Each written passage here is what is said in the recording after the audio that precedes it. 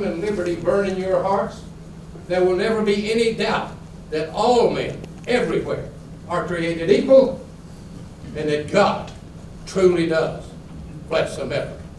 Thank you. Okay, everyone. I just wanted to make sure that we got Abe in here, and he did a good job, by the way, this morning at the John F. Kennedy Grade School, where we had about 160 5th, 6th, 7th, and 8th graders, and he did the Gettysburg Address there, and he had them just you could have hit a pin drop. The principal, the teachers, everyone was really, really impressed, and rightfully so. But the Pennsylvania Association of Numismatics is about education. You can't do any better than this when you take them to that kind of an atmosphere in a place. So once again, Dennis, thank you. Mr. President, thank you. I'd like to welcome everyone here this evening and for our annual banquet. And I already told Sonia, I said put down August of 2023 because the A&A's here. This is a warm up to that. And so we're getting ready. So everybody be ready. At this time, I'd like to call on Father Don Cordos for our invocation. Father Don? Gentlemen, I understand we're just getting ready to open the Pennsylvania Association of Numismatics Coin Show. Yes. They're waiting at the door in anticipation of making a great deal. What was involved in getting this coin convention going? A lot of work, hours. A lot of people behind the scene working on it. It's gonna be the biggest show we've ever had. We got Abe here. Well, we did a little raising the dead, so that always helps. So we're going to get ready to open the doors here in a minute, so they let them come in. We're looking for a good show. We got a good turnout coming in. We got roughly 165 dealers, 250 tables. So it'll be the biggest show we've ever had. And bring your kids. All right, thanks. There you go. Turn them loose. All right, come on in, guys. Thank you, Ray. 401 right here. Spend all his money. I will. 418 is down that road. Left it over there. Well, it's always a great thing, the first day of a convention. We're here at it's October 28th, 2021, and it's the first day of the Pan Convention. It's the biggest one they've ever held, and it's exciting for collectors from all over the Northeast to come, as well as from the rest of the country. Each person fills out registration so the PAN group can keep up their mailing list and notify people when the next convention is coming. Plus, it's good for security, so everybody knows who everybody is.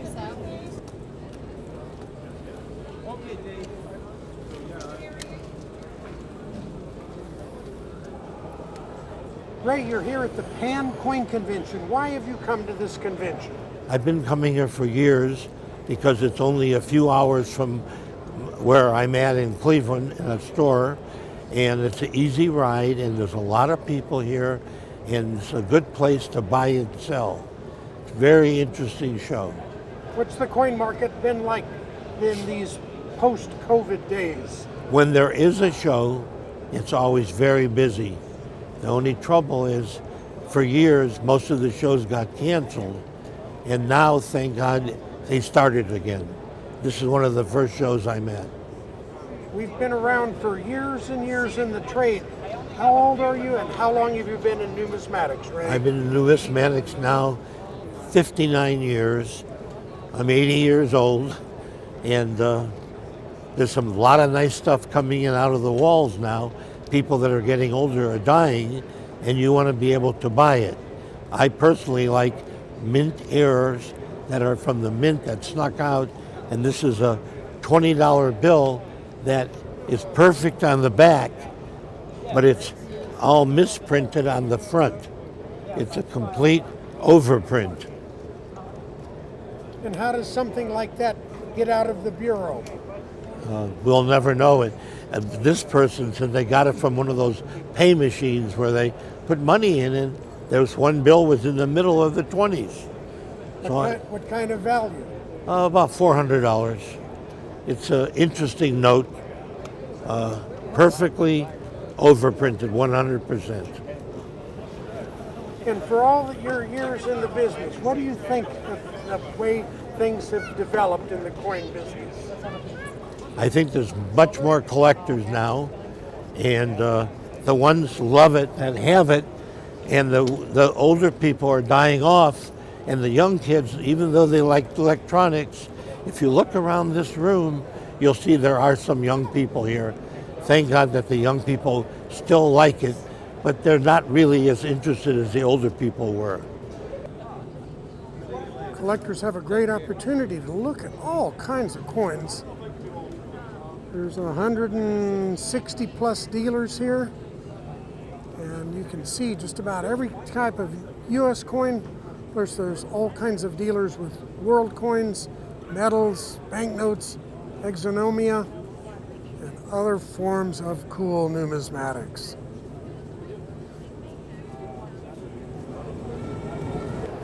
Oleg, you're here at the Pan Coin Convention. Why have you come to this convention? I've heard numerous great things about this show, and they were all true from various friends of mine that are here. Some friends of mine didn't make it, and they're really regretting it. The amount of people here is tremendous. It's exciting.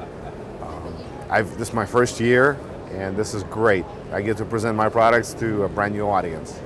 And you have a very specialized area of numismatics. Yes, sir. Tell me about this area you've chosen to So champion. the area of my choice, it took me a long time to figure out. Everybody does Morgan dollars, Peace dollars, and I can't break into it. So as I was breaking into the coin market, understanding the values of what to do, how to do it, first Disney set from New Zealand Mint came out. I thought it was fantastic.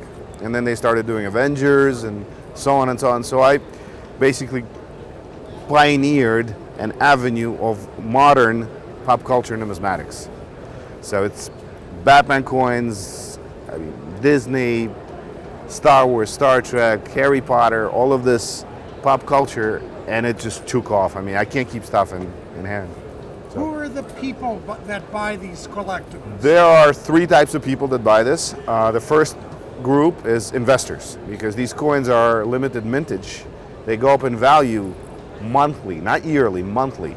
Depending on the mintage is how high the angle of the increase of your value. The second group is collectors. Some people really like Batman or Minnie Mouse, so they're just focused on buying that, that's it. And then there are people that want to give a present to their children or their wife, whatever it is, and if a child likes Superman, there's a Superman coin, that gets them into numismatics, gets them into the door, and then they become numismatists. And it's much better than playing on an iPad. So. How does one find out information like mintages and Okay. all the product that is available? The mintages are, on the websites, any website, any mint, they'll publish that. But usually any coin, doesn't matter what the coin is, will have a box and a certificate of authenticity, unless it's a bullion coin.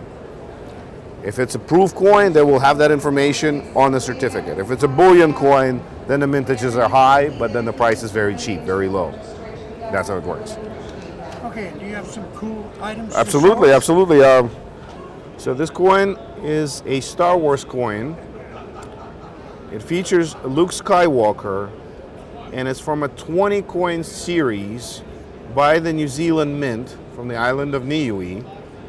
The interesting part about this series is that they made the first 14 coins. The first 10 were made in 2011, the next 4 in 2012, and then the next 6 were canceled. And because they were canceled, the value of these coins went up significantly. But at that time, nobody thought of certifying these coins because they are not silver. They're called silver D. That means silver layer is poured over top of the copper, nickel, and bronze and zinc, whatever this made.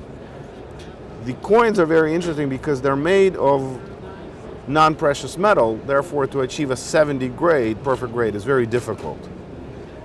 And when it's a 70 grade, it's over $1,000. This is a 69 grade. It features Luke Skywalker. On the back is the year, the queen, country of origin, and the denomination.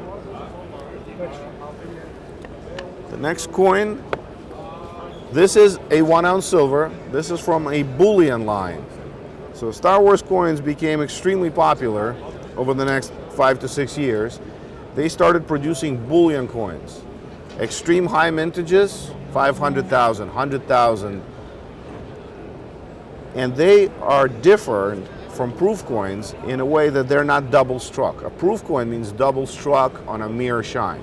This is a bullion. This is a much cheaper strike, cheaper cost, but still a way of somebody getting a Star Wars coin. This coin is also one of my absolute favorites. It features Mickey and Minnie. It's from the Love series that usually one coin comes out per year for Valentine's Day.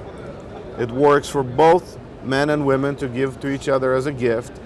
The kids love it, and it's extremely and highly collectible because the mintage is low.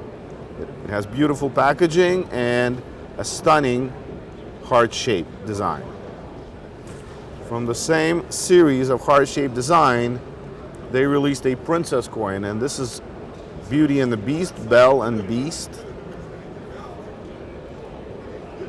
The mintages on this one are even lower than the previous, and that's causing the prices to go higher and higher. The less they make, the more in demand they are. Once again, one of my absolute favorite coins is Batman. This is a Batman helmet or mask, how people choose to refer it. These are so intricate, such amazing detail that they had to use a 2 ounce blank to strike these coins. As you can see from the depressions on the coin where all the information is versus the obverse of the coin, the shape is outstanding.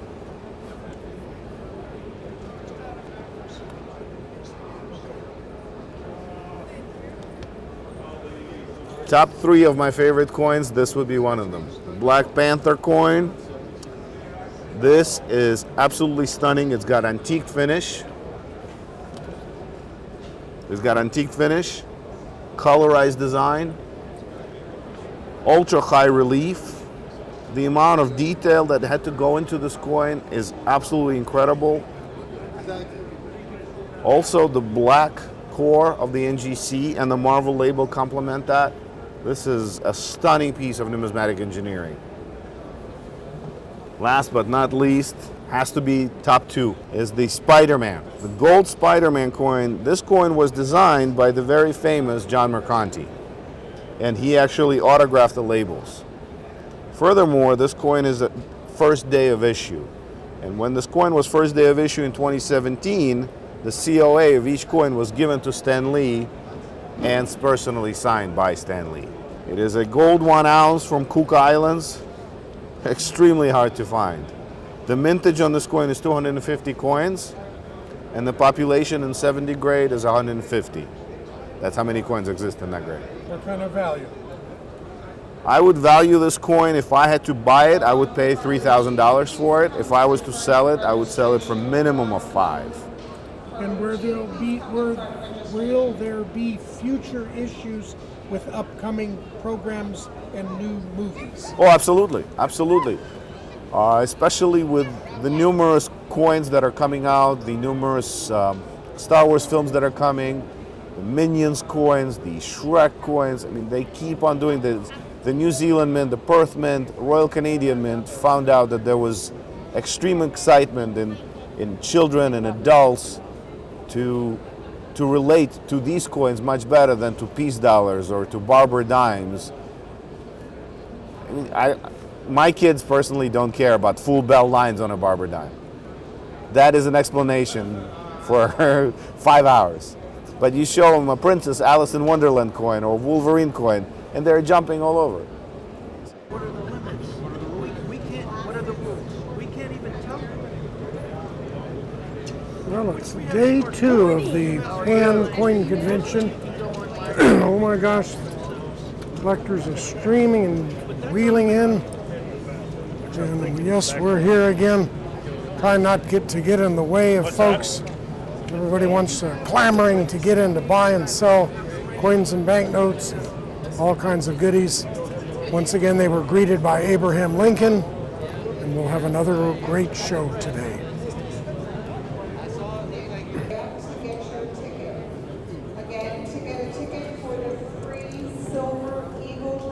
Okay, well, listen, I'd like to say hello to everybody out there. If you don't recognize me, or maybe you're not sure about the background, I'm Benjamin Franklin. We are sitting here in Independence Hall, actually at a coin show. And this is the Pennsylvania Association of Numismatics, the Pan Coin Show, that's happening this fall, October of 2021. Now, as many of you know, if you're a coin collector or a numismatist, you may recognize the fellow beside me, but maybe not. And I want to say there in front of us is a camera that belongs to this gentleman, and I've, in my reincarnation, have met him and become friends with him. And I thought to myself, well, and my curious nature has brought this upon us, that David Lisot, who is sitting here with me, has Cointelevision.com and has photographed or videotaped a myriad, thousands of interviews over his long career. So I asked David, would you mind being interviewed by old lightning rod here? And he agreed to. So David, I have just a couple of questions, probably more than two. Well, first of all, I have to tell you what an honor it is to be interviewed by someone as illustrious as you, Mr. Franklin. I've appreciated $50 ever since I was a kid, and I appreciate $100 bills even more, and I appreciate your character, and you're interviewing me. I'm as humble as I am. No, you've been behind the scenes for most of your numismatic career. Now we're going to put you in front of the camera. So, David, to my recollection, and I have a pretty far back memory to the 17th century, but I do recall about the mid-1980s, my first encounters with you. Am I correct in that? That's correct. Good. So that is going back a long way, and he was filming then. So my question to you is, I would say, and you can agree, disagree, but as far as attending lectures, you have probably heard and absorbed more numismatic information than anybody known to mankind. I think you're right. I have personally videotaped and edited more than 2,000 numismatic lectures. And oh my gosh, I can barely remember when my children were born, but I can remember a great deal of my numismatic knowledge. And now, thinking in terms of that, there has to be a couple of maybe instances that you might recall as, well, let's do it a couple of different ways. Probably it's hard to name favorites, but if you have some significant ones, I'm talking to all those number of years, but have probably encountered some very famous numismatic personalities. So of all those ones that you've interviewed, are any come to mind that you thought, boy, this is quite an event that we're interviewing this person? Do you have a couple you could name? Well, first of all, Mr. Franklin. This is, and I believe your counterpart has done some numismatic lectures as well on the basics of coin collecting. Yes. As Patrick McBride. Yeah, but there's got to be somebody more than that. Well, you've got to do a toast to the host. Just what I've learned, but truly, some of the greats that I've videotaped that are no longer with us, I can say Abner Kreisberg, Jerry Cohen, Walter Breen, Yes. Dave Bowers, Harvey Stack, John Ford, Aubrey Beebe. Yeah. He's the coordinator for the ANA, the Glenn Smedley, Robert Louver, Ken Brissett, some people that are no longer with us, Chris Connell, Radford Stearns, Dan Brown, second member of the P&G. Abe Kossoff never let me interview him, and I'm mad at him because he would have been a great person. And I remember walking up to him at a 1974 ANA, and he had two showcases, one with a Kimon tetradrachm of Syracuse and another one with an ultra high relief, and someone shouted to him, "Abe, what's that? How much is the high relief?" And he goes, "Oh, pick either one for $250,000. But it has truly been an honor to, and I'm having senior moments by not having more of a memory button. No, this is fine. This is that list is an incredible list, and Ben Franklin, myself in my career is certainly familiar with media as you are today, and it's always fascinated me about the things you do.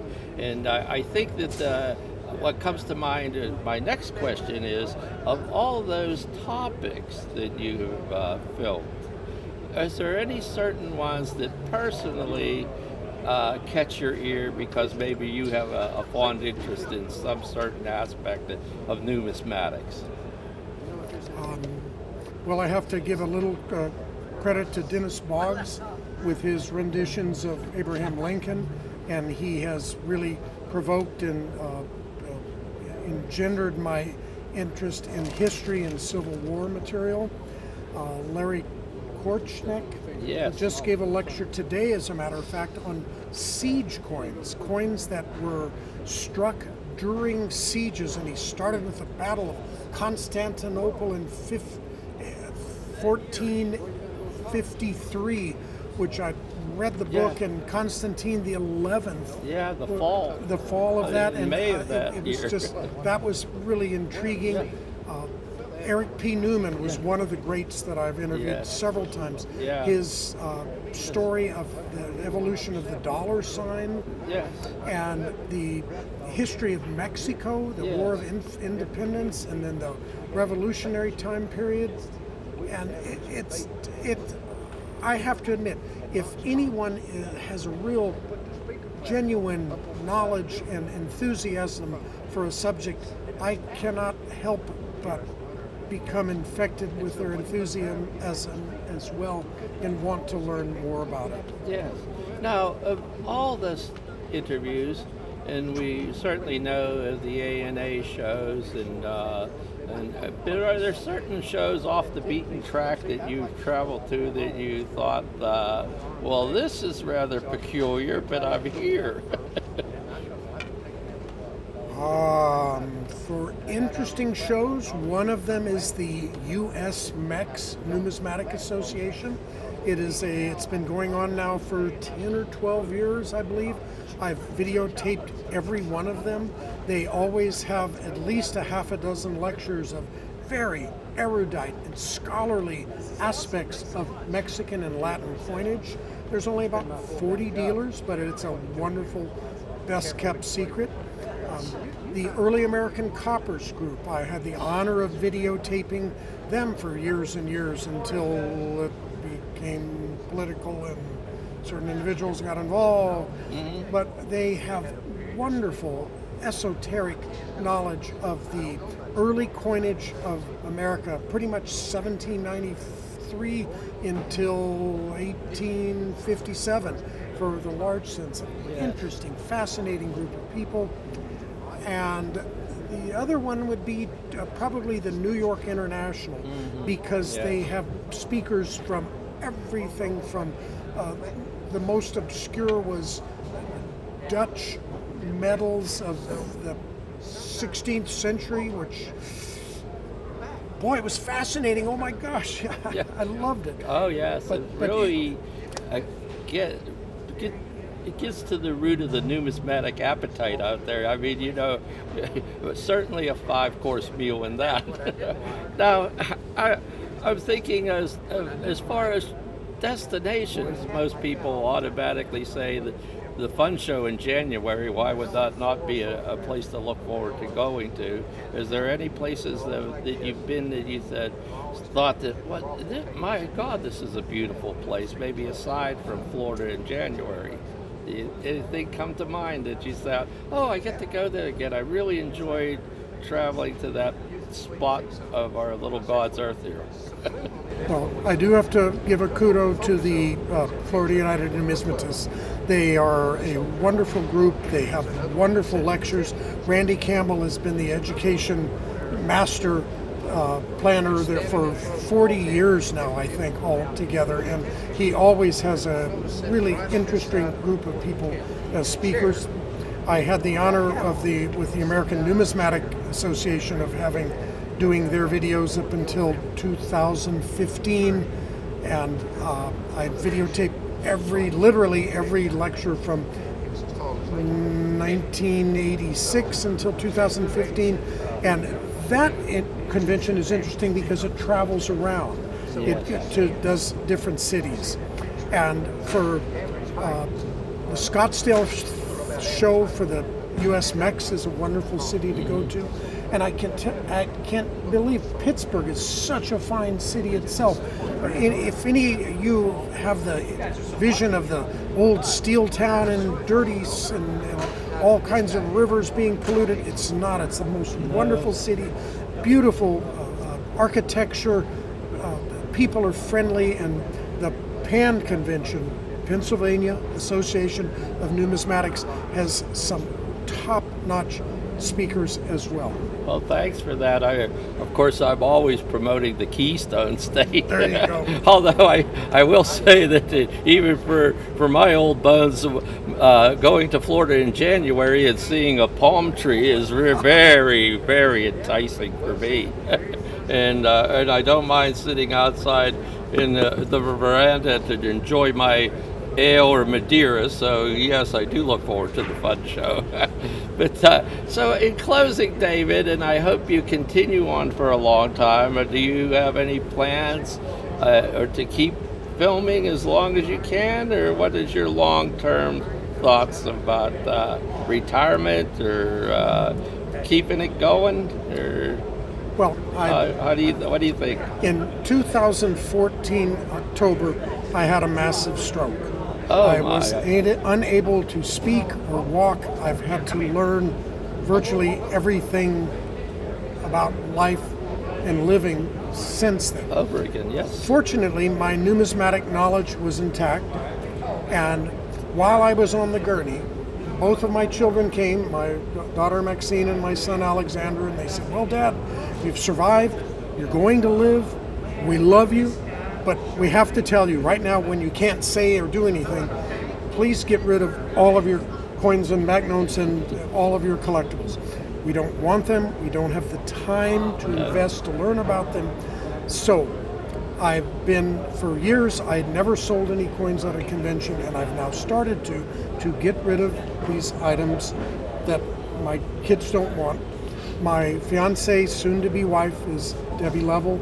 She wants to travel, and she says, when we retire, we'll have so much fun. I said, darling, I'm already retired. I'm just looking forward to going to coin shows, selling off my material, and continuing to do documentaries and educational programming about coins. Well, thank you for that. I'm going to say to our audience and anybody that sees this, when you see David at a coin show, stop at his table. I did notice that you had a case of coins here that I've never seen before. So I did take a good look-see, and I thought, well, maybe there's something that I would be interested in. So please, folks, if you do see David at a show, and help him get to a well-deserved retirement, and help him enjoy the latter years as I have certainly enjoyed mine. But we have to say that we've always appreciated David's his contributions to numismatics has been profound.